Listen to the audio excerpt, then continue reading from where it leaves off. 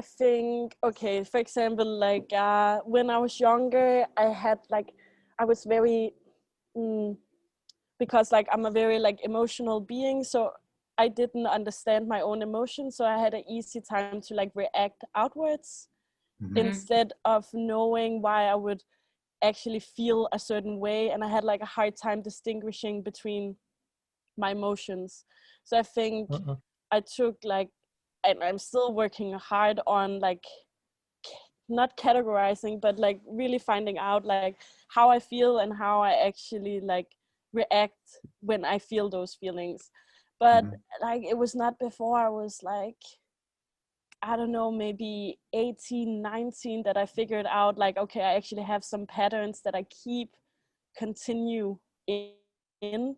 And I just thought like, okay, this is just how I am, instead of like looking inside and being like, okay, but why would you react this way? Like, it's not a nice way to react, or you could like listen more, or you could like communicate better, or all these things. Like, I think it pulls a lot of strings to definitely like romantic relationships, but also in general, just like, I think I had an easier time to take everything like really personal and on myself. And then I think I worked on being more like, okay, I feel this way and it's okay.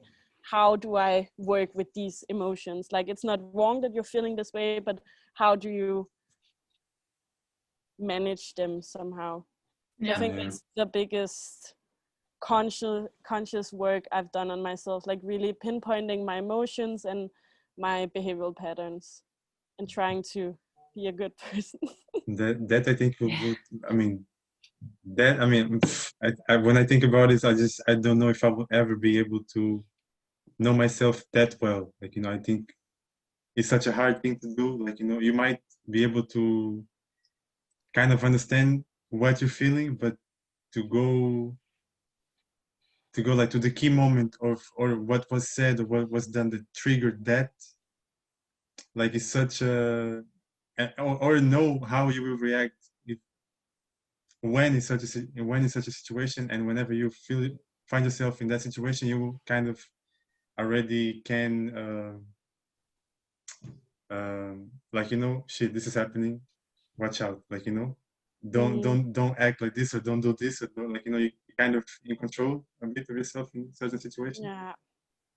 And for some things, like, you would just keep eliminating stuff. For some things you probably already know, but there are so many others, like, they just keep showing up, and you don't know how you will react to those things and feelings that show up, emotions that show up, that you just keep learning and learning and learning and finding stuff, like, Yeah, I mean, I think that's why they say, like, I know it's such a cliche saying, but that's why there is this saying that you never can stop learning, like, until, you're very old, even about yourself and about life or about things, because it's really like just a new situation, even in a relationship or a friendship, because everyone is so different. Maybe you work or you are good in a relationship with someone who is acting in a certain way, but you are really bad with someone and you wouldn't even realize in your previous relationship. So it's such a nice thing, actually, like, and especially when you think back, not when you are in that certain moment, but when you think back and then you are just like, collecting those moments, and you are just like, or at least that's what I do, I'm like, oh my god, like, okay, I had that, that's nice, and then at least like what you learned and how to do it maybe in the future. I think that's the main thing, like, once you realize you want to change something, or you already know something is not okay, and that's also a big step, I think, for many people, because so many of them, they are just not willing to necessarily change about some stuff maybe they should. Yeah, and then just continue in the same like patterns. And that's with everything, like family relations or friendships or romantic relations. Like, if you keep repeating the same patterns, like, no wonder that things keep on going wrong, right? Like, oh, but I think that's surprise. also kind of like pull strings. Yeah, but it also kind of pulls strings. I was thinking about that, like back to the start of our conversation where we talked about like who has impacted you the most. Like it's not necessarily that ex partners has impacted me the most, but they then definitely impacted me to recognize some of these patterns, and then so like there's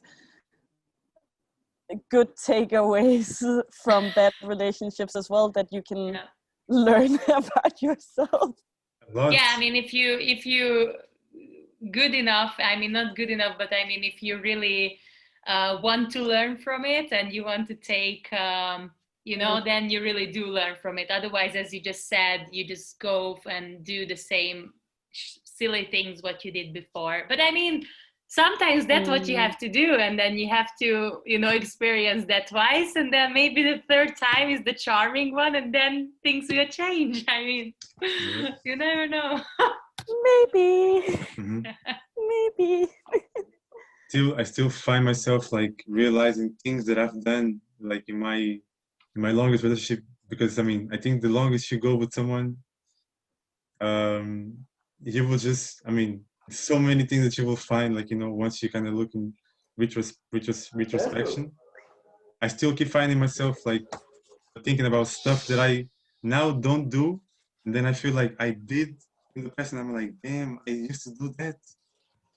You know, but at the moment, like, I didn't realize it, like, you know, and I find myself like, wow, goddamn, she had a bad time, like, like, you know, stuff like that. But I mean, it's crazy how much, but it's mostly romantic relationships, like, you know, I think you just do so many bad things, you do so many good things, but you just learn so much once you look at it like from a retrospection. I mean, I suppose that in that kind of relationship, you open yourself up more in a different way than you usually do to your friends and family. Your friends, It's different.